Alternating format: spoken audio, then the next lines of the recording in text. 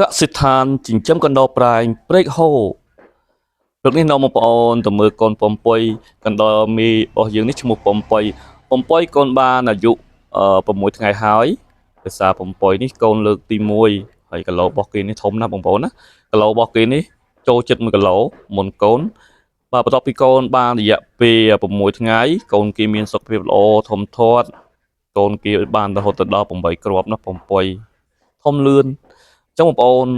កុំភ័យខ្លាចអត់មានទីផ្សារហើយកុំភ័យចិញ្ចឹមកណ្ដោទៅមានបញ្ហាឈឺអីអត់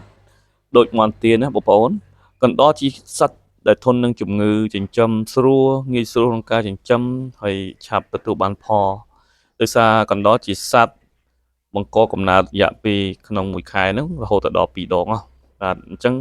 ការបង្កកំណើតរបស់វាគឺខ្ញុំបានកត់ត្រាទុកពីយើងប្រកាសរយៈពេល4អាទិត្យ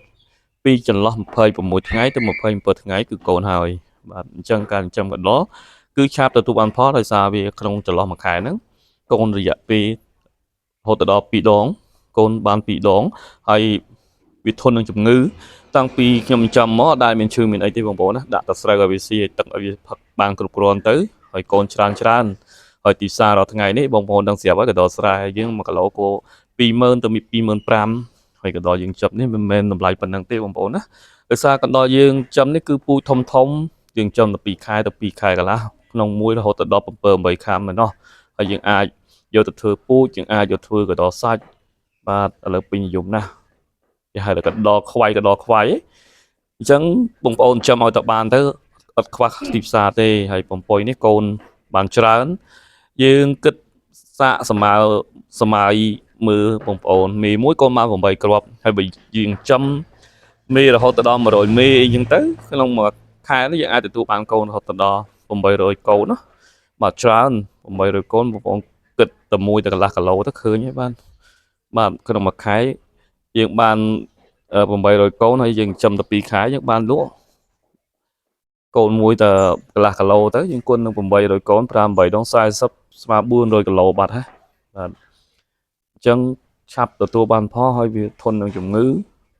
ហើយវាឆាប់ធំជាងមាន់ជាងទាបងប្អូនណាតែ2ខែកន្លះ1 5 6ខាំ7ខាំអស់ហើយចំណុចពិសេសរបស់សត្វកណ្ដោហ្នឹងគឺវាធន់នឹងជំងឺតែម្ដងបាទយើងចាំសត្វផ្សេងក៏ដោយឲ្យតែសត្វណាធន់ជំងឺយើងយកចិត្តចិញ្ចឹមហើយកាលណាវាអត់មានឈឺគឺអត់មានការងាប់ការអីទេយើងអាចចិញ្ចឹមមកកាក់កបឲ្យបងប្អូនណាមានប្រមាណគឺនៅប៉ុណ្ណឹងអញ្ចឹងដល់វាកើតខូចមកប្រមាណគឺនៅប៉ុណ្ណឹងកើត8មកគឺនៅតែ8ហ្នឹងហើយសំខាន់យើងឲ្យតែមានចំណីឲ្យវាស៊ីដាក់ទឹកឲ្យវាផឹកគ្រប់គ្រាន់យើងមើលថែទាំវាតែប៉ុណ្ណឹងគឺយើងគាត់ថ្ងៃគ្រប់យើងទទួលបានផលហើយអញ្ចឹងបងប្អូនមិនបាច់បារម្ភទេ